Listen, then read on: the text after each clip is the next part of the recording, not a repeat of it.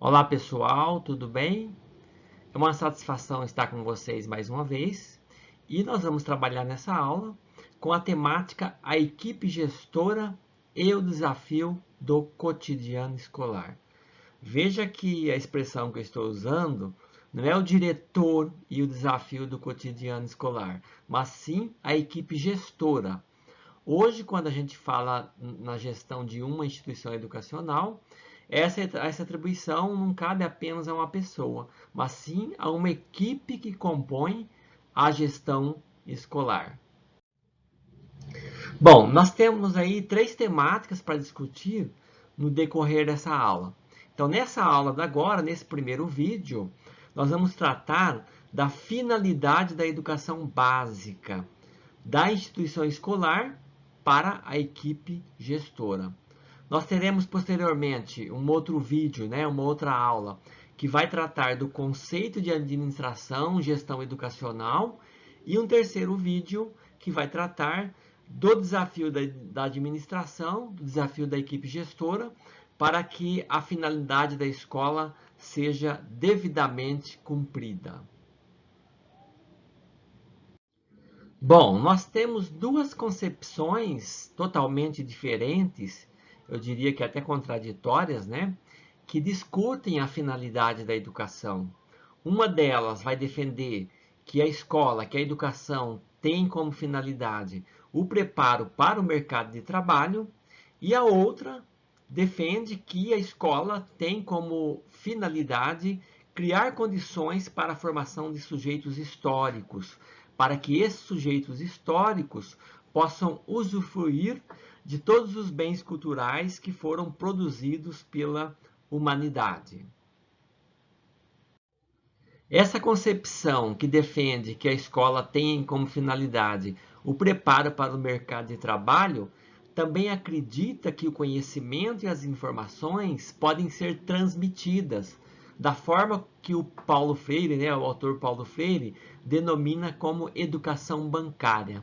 Ou seja, alguém transmite o conhecimento e a informação, o aluno assimila esse conhecimento e informação transmitidos e na hora da prova o professor saca, né, esse conhecimento, essas informações, ou seja, o professor verifica se aquilo que ele transmitiu, entre aspas, né, foi assimilado pelo aluno. De acordo com Alvin Toffler, que é citado aí por Bourdieu e Gracindo, a escola foi justamente criada, concebida, com o objetivo de formar para a obediência. Então, a escola substituiu as famílias no sentido de preparar mão de obra para as fábricas e, ao mesmo tempo, essa escola também contribuiu com a sociedade, formando os alunos, além desse conhecimento técnico, formando hábitos de obediência, de pontualidade e do trabalho repetitivo. E isso, né, a gente pode entender, né, que é bom para alguns segmentos da sociedade que defendem, né, que desejam cidadãos que não questionam, cidadãos que não criticam, pessoas obedientes, de certa forma é muito mais fácil de serem manipuladas, não é mesmo? A outra concepção que defende que a finalidade da educação é criar condições para a formação de sujeitos históricos, ela também nos aponta, né, que para que isso seja cumprido, são necessárias duas exigências, o cumprimento de duas exigências.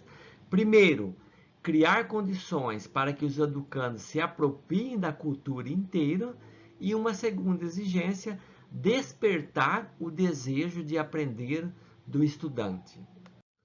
Então, nesse entendimento, a função da escola é possibilitar, criar condições para que o estudante se produza enquanto um sujeito histórico.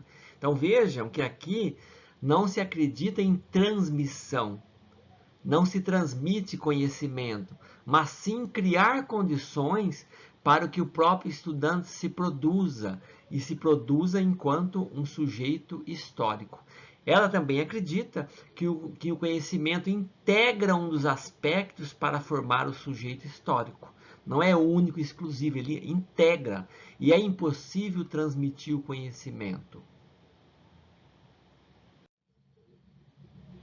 Vejam, né, que nessa crença de que não é possível transmitir o conhecimento, mas sim que o próprio sujeito se constitui, né, enquanto sujeito histórico, o próprio Anísio Teixeira, que é um autor de há bastante tempo, ele dizia que só o indivíduo educa a si próprio, ou seja, ninguém educa ninguém, que vai aí ao encontro do que diz Paulo Freire, né?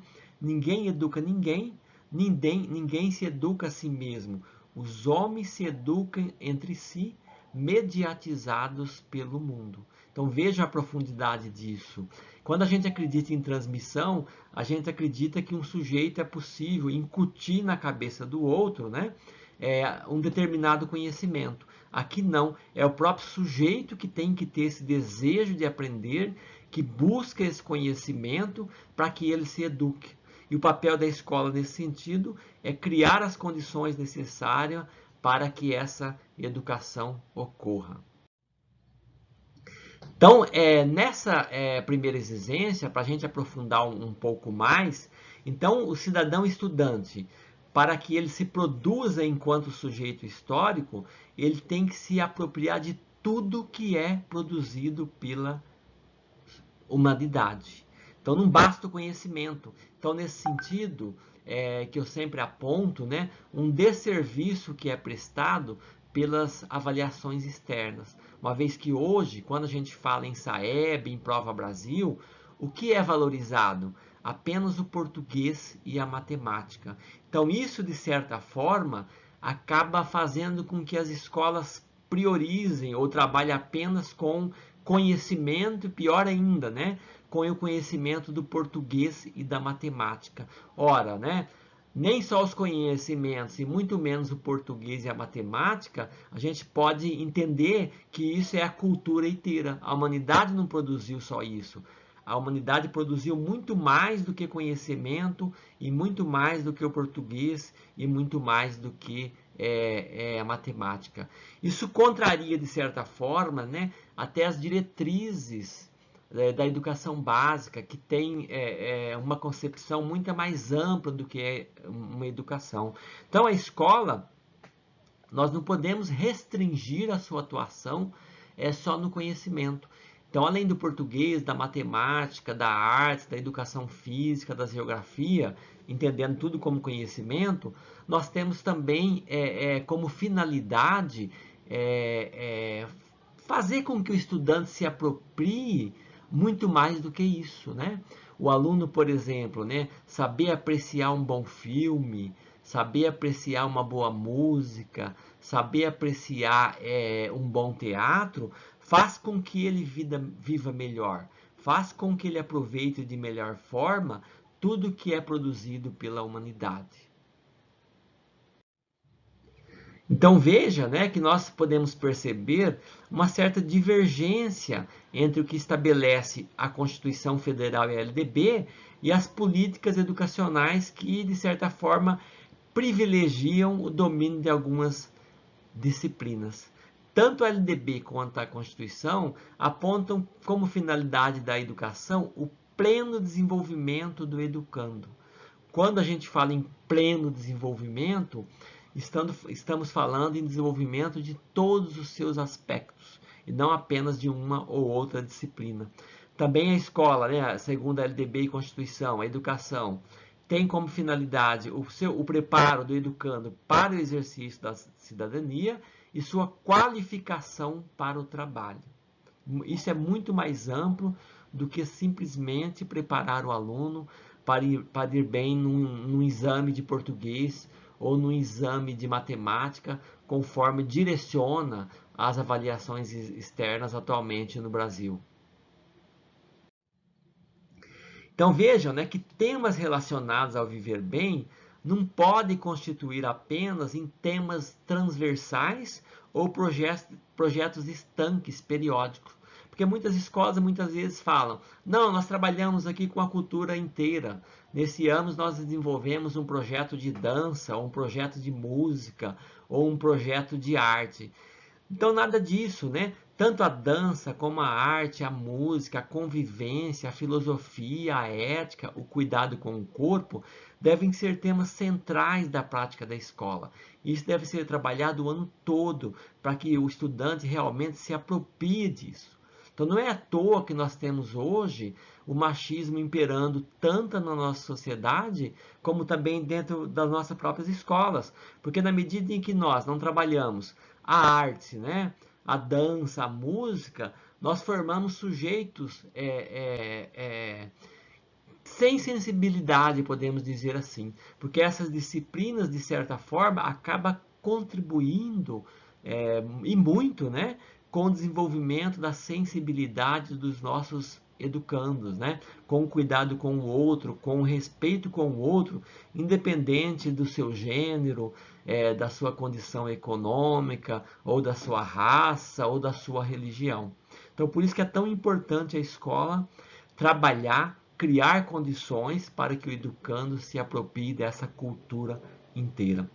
Paro diz que a escola, ao oferecer tão pouco, então na medida que a escola ela oferece apenas conhecimentos e informações, então a escola tradicional, que é aquela que defende o preparo para o mercado de trabalho, nem isso ela consegue fazer, né?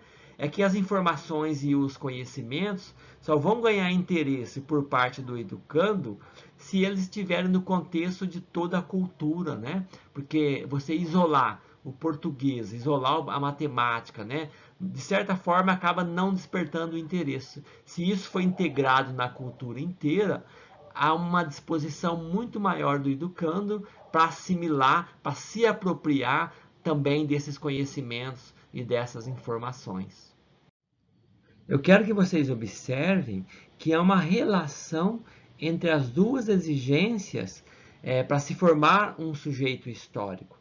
Porque trabalhar com a cultura inteira, e não só com conhecimentos e informações, facilita o despertar do desejo de aprender do educando. Ou seja, o educando tem muito mais interesse em aprender de forma integrada. Então, se eu consigo, né? Se eu consigo fazer as ligações entre as diversas disciplinas, entre a convivência, entre a cultura, entre a arte, de certa forma, né? Eu vou despertar muito mais esse desejo de aprender do educando. Carneiro Leão, olha que em 1953 já dizia o seguinte, né? Só se aprende aquilo que se deseja aprender, aquilo que é reclamado por interesse vital, ou seja, o indivíduo só aprende se ele tem desejo, e esse desejo só vem se ele conseguir vislumbrar algum interesse naquilo que o professor está trabalhando. Se ele não vê nenhuma aplicação daquele conhecimento na sua vida, né? Se ele não consegue vislumbrar qual a importância daquele conhecimento para o seu cotidiano, para o seu dia a dia, ele não vai ter esse desejo de aprender. E Paro também nos diz, né, que o propósito fundamental da didática deve ser o de propiciar condições para que o educando queira aprender. Mas um grande problema que nós temos também na escola, na educação, é que muito pouco uso se faz da ciência no trabalho do professor. Nós temos aí excelentes teorias, né, no campo da didática, no campo da filosofia, no campo da psicologia da educação, e muitas vezes, né, essas construções teóricas sequer são utilizadas na escola.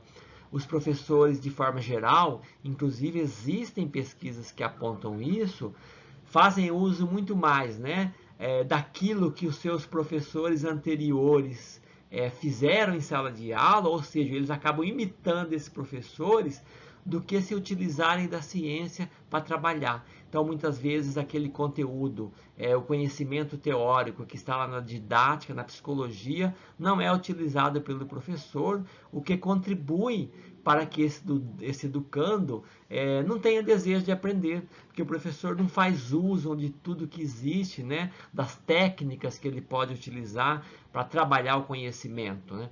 E o aluno muitas vezes acaba perdendo o interesse por essa dificuldade do professor em saber trabalhar da forma mais adequada possível o que ele trabalha em sala de aula, né? O conhecimento, a cultura, as informações e demais aspectos que a escola deve abordar para que ela consiga trabalhar com essa cultura inteira.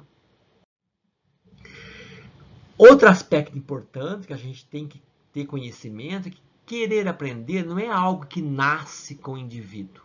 Ninguém nasce com o desejo de aprender, mas é um valor cultural que precisa ser construído. Por isso que é papel da escola despertar o desejo de aprender do educando. Como na arte médica, Lourenço Filho já dizia, né? Se faz necessário conhecer o doente para prescrever o tratamento, na educação é necessário conhecer o aluno para agir de forma pedagógica, para que os objetivos possam ser alcançados. Ou seja, né? Se o professor não busca conhecer o aluno, como que ele vai saber o que mais desperta o desejo nesse aluno? Como ele pode abordar? Então, para isso, ele precisa conhecer o seu educando, para que ele saiba como alcançar esse aluno, de que forma ele pode agir para que os objetivos possam ser alcançados. Se a escola, né, fizer prevalecer a sua vontade em detrimento do que o aluno deseja e tentar transmitir o conhecimento a qualquer custo, transmitir na marra, o resultado vai ser insatisfatório. Porque a gente tem que ter consciência que a matéria-prima da escola é um ser humano. E essa matéria-prima, entre aspas, né, ela interage, né, com o professor. Então não é igual numa fábrica de sabonete, por exemplo, que eu vou colocando os ingredientes prescritos e ao final eu vou ter um sabonete lá cheiroso, né, da forma como eu planejei. Não, nós estamos interagindo com o ser humano. E esse ser humano tem desejo próprio. E então é necessário que nós temos esse conhecimento, que nós tenhamos essa concepção para que a gente possa trabalhar de forma adequada. Então a gente pode dizer que é impossível criar condições para a formação de um sujeito histórico com base na imposição. Se a gente agir assim, nós vamos formar seres passivos, estaremos desumanizando o homem, conforme nos diz o grande educador Paulo Freire.